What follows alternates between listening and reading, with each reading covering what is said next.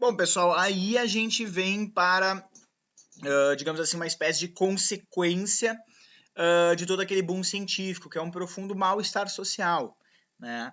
E quando eu falo mal-estar social, eu não estou querendo dizer que esse período aí das descobertas científicas é pior que os períodos pregressos, né, anteriores, né? Inclusive, a pergunta que a gente deveria fazer é se a gente está num momento onde novas tecnologias facilitam, possibilitam melhores condições de comunicação, de transporte, de curas, né? A gente está falando também, não, a gente não tinha penicilina, mas novos métodos médicos, né? Que eles vão ter. A gente tem vários quadros muito interessantes de cirurgias que estavam sendo feitas, descobertas do funcionamento do corpo humano e tal.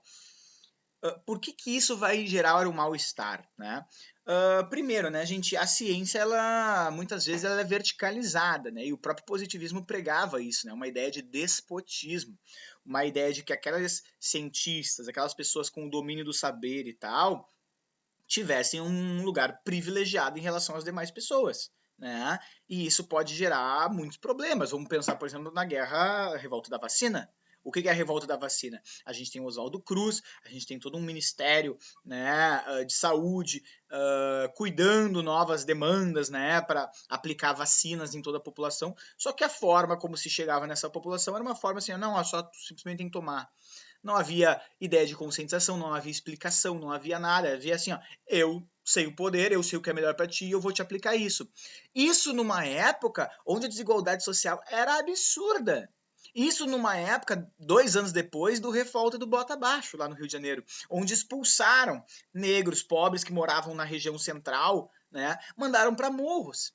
Qual era o próximo passo? Tu tira eles das suas casas, manda para morros. De repente tu chega com um negocinho, um tubinho assim, com um líquido esquisito, né, que vai te dar uma pontadinha, vai entrar esse líquido lá dentro de ti. O que as pessoas achavam, né? Então, compreendam que a ciência pode ser linda, maravilhosa, embora nem sempre, tá? Eu vou criar briga com um cientista aqui, embora nem sempre, tá? A gente tem que entender que sim, a ciência caminha, né, buscando iluminar, né, mas a verdade é que sempre quando há uma nova descoberta, outros conhecimentos ficam para trás. Esses conhecimentos podem ser menos ou mais verdadeiros, mas eles tinham uma função social. Então, às vezes, quando a ciência progride e ilumina um novo conhecimento, isso gera, dependendo da forma como é aplicada, gera um mal-estar social. É isso que eu estou mais ou menos querendo dizer para vocês. Né? Algumas noções de contradição, né, começam a se mostrar. Vamos pensar na época da fotografia. Né? Tu tá lá no Rio de Janeiro, capital, vivendo, né, bom vivan e tal. Aí de repente é inventada a fotografia. Um cara faz uma viagem pelo Nordeste, tira foto da região da seca e te mostra, olha só, isso aqui é o Brasil. Né? Então a tecnologia tá mostrando, tá jogando na tua cara, né, como tu não, como as pessoas brasileiras não vivem que nem tu. Né? Não tem todos os dias 3 refeições, 4 refeições bonitinho, não dorme numa caminha de algodão e tal. Então, pode haver sim, não estou dizendo que a ciência é ruim. Na maioria das vezes, eu, Guilherme, acho ela maravilhosa. Mas a forma como ela é aplicada nas humanidades tem um impacto. Né? E por isso eu faço psicologia. Né? Porque a psicologia, às vezes, serve de mediação entre a técnica, né, e os afetos. Certo? Então, quando esse mal-estar estava implementado lá no romantismo, qual era a forma de se fugir do mal-estar social? Fuga, escapismo, evasão para os sonhos, para as fantasias, para as idealizações, né? Até para a própria morte, né? Como a gente viu com Álvares de Azevedo. Ou seja, havia uma distorção da realidade objetiva a fim de adequar-se aos desejos particulares. É um típico mecanismo de defesa primitivo do ser humano, né? Eu distorço a realidade para que ela se adeque melhor àquilo que eu quero ver. Né? Então, em política, isso funciona muito bem. Né? Se o cara é hiper fanático pela esquerda e tal, ele vai tapar algumas coisas para alguém do PT, do PDT, do PSOL que fez para botar a culpa no pessoal da direita. Se o cara é hiper de direita e tal, ele vai tapar os olhos para aquilo que o PSL, aquilo que o PSDB faz, para botar a culpa no PT, botar a culpa no pessoal e tal. Né? Então, isso são formas de escapismo, são idealizações, né? São heroificações dos nossos partidos, heroificações dos nossos políticos, heroificação do nosso namorado, nossa namorada. Não, ele nunca me trairia. maioria, né, não sei o que e tal, certo?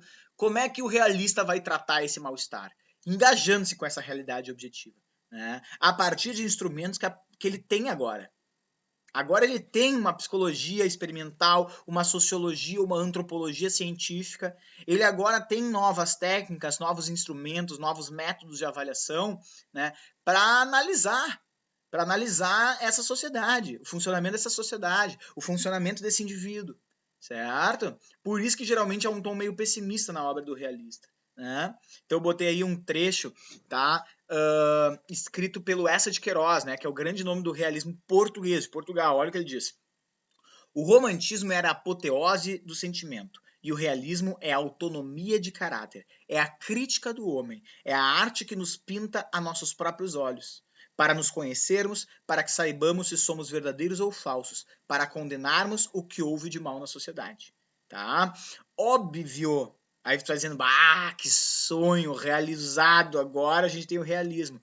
De jeito nenhum, né, gente? É óbvio que não. A gente hoje em dia, depois, né, com o avanço da psicanálise, de outras sociologia e tal, né, mais contemporânea, a gente sabe que não existe um realismo puro, né? A gente sabe que todo mundo que vai escrever a sua realidade está atravessado por desejos, por faltas inconscientes, né? Que nem mesmo nós conseguimos dar conta. Então a gente sempre está escrevendo de um lugar, o lugar de homem, branco, hétero, de classe média, privilegiado. Então isso tudo tem gente que diz, eu falo aqui de uma visão mais neutra. Qual é essa neutralidade que tu acha que está falando?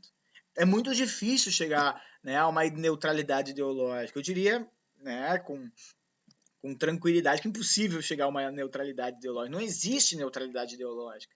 Óbvio que existem formas de se ater mais a fatos e tal, né? Pessoas com mais tratamento terapêutico e tal, etc. Mas a idealização é inerente ao ser humano, porque nós já nascemos, nós temos 20 anos, aí desde o nascimento até os 20 anos, onde a gente não pensa muito sobre isso, né? A gente está sendo todos os dias minado por certos padrões de existência. E aquilo que não é isso nos soa estranho. Né? Então é muito difícil haver um realismo puro, não existe, certo? Mas é só para fazer essa problematização aí mesmo, tá? Vamos ver então, pessoal, as características do realismo. Olha só esse slide. Primeiro, né?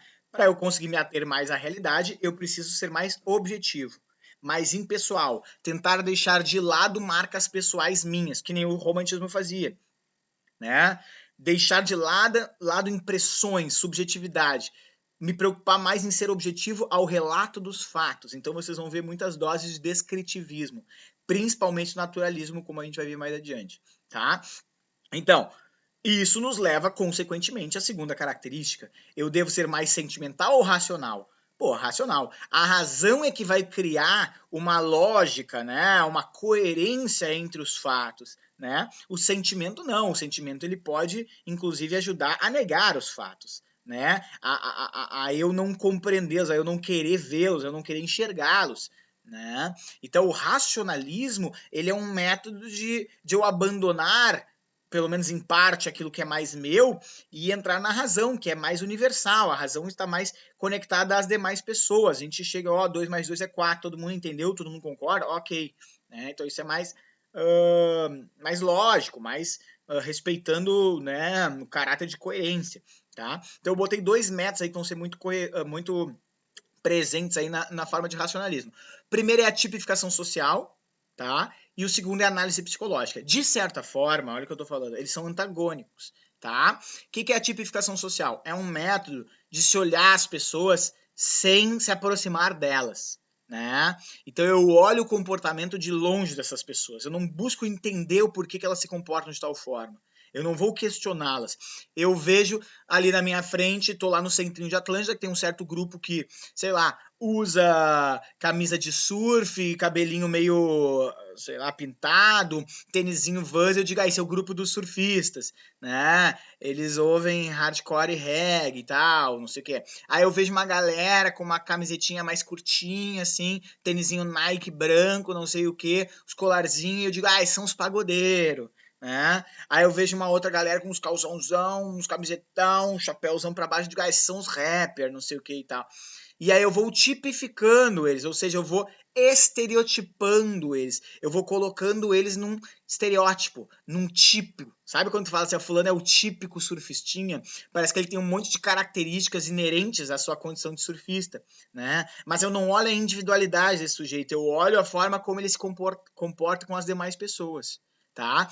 Isso seria, né, de certa forma, antagônico a uma análise psicológica. Uma análise psicológica está mais ligado a uma percepção do indivíduo. Eu vejo aquele indivíduo se comportando de tal forma, eu busco entender por que tu faz isso, né? O que te move a fazer isso? É isso que realmente tu quer fazer? E aí, nessa análise psicológica, a gente vai ver isso no Machado de Assis, muitas vezes é desvendado, é desvelado, é tirado o véu de que a aparência nem sempre está, né, em harmonia à essência.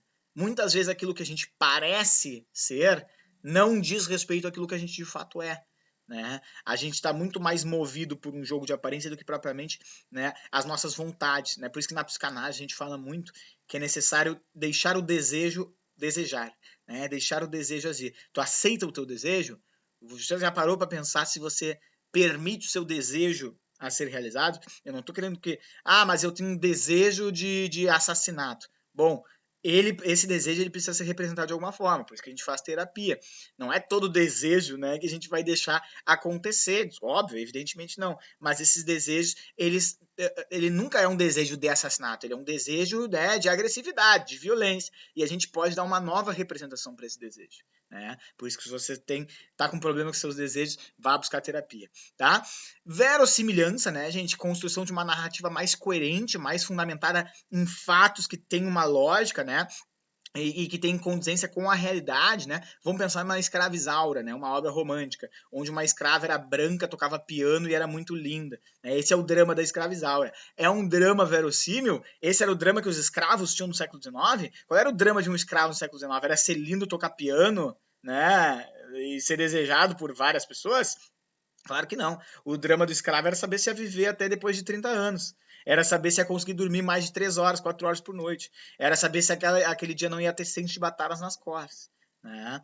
Então aqui, a Escravizaura é uma obra totalmente inverossímil.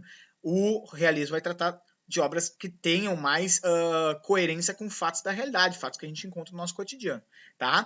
Contemporaneidade, né? Então abandono de temas históricos, né? Em prol de contextos mais contemporâneos, né? Falar daquilo que eu estou mais próximo para não cair no problema do anacronismo, para não cair no problema do julgamento moral de fatos passados, de um tempo que eu nem vivia, de um tempo que eu nem me experienciei. Tá? Então a contemporaneidade condiz com uma ideia realista. O pessimismo, né, gente, que geralmente é confundido, né? Fulano diz assim, para de ser pessimista. E o pessimista diz, eu não sou pessimista, eu sou realista. Né? E é real, né? Geralmente uma pessoa realista ela tá parecendo pessimista numa sociedade como a nossa, século XXI, onde a gente idealiza tudo, a gente quer agradecer a tudo, onde tudo é gratidão, onde tudo é luz, hashtag, né, luz, paz e amor, carpe diem, etc. Né? Numa sociedade hiper idealizada, que é a nossa, que quer agradecer por tudo, né? Uma pessoa realista, ela parece pessimista, né? É uma questão de percepção, né? Então, óbvio que existem pessimistas, não tenho dúvida disso, mas muito do nosso realismo, né? Condiz com uma visão pessimista. Por quê? Porque o realista é uma pessoa mais cética, é uma pessoa que não acredita de cara naquilo que ele vê. É aquela pessoa que quer averiguar, é aquela pessoa que, né, desconfia, né, daqueles valores de bondades do ser humano, né? Porque provavelmente não há esses valores inerentes de bondade, né? Uma visão meio russoniana do bom selvagem que a sociedade nos corrompe. Talvez há na gente mesmo uma ideia de coisas animalescas, coisas sem éticas, amorais, e a gente precisa construir isso ao longo do tempo, certo? E por último, a perfeição formal. Se lá no romantismo vocês tinham uma liberdade de criação, uma liberdade de construção, uma valorização, né, da minha subjetividade criativa, aqui não. Aqui o como, a maneira como escrever, ela é mais importante do que. Né? A boa história não é aquela que tem um baita assunto, mas é aquela história que é bem construída. Né? Então a linguagem, os procedimentos literários passam a ser valorizados. Não a criatividade, não a espontaneidade e a inspiração, mas a forma como eu domino a linguagem e as técnicas de narrativa. Certo, pessoal? Então, essa é nossa aula de características.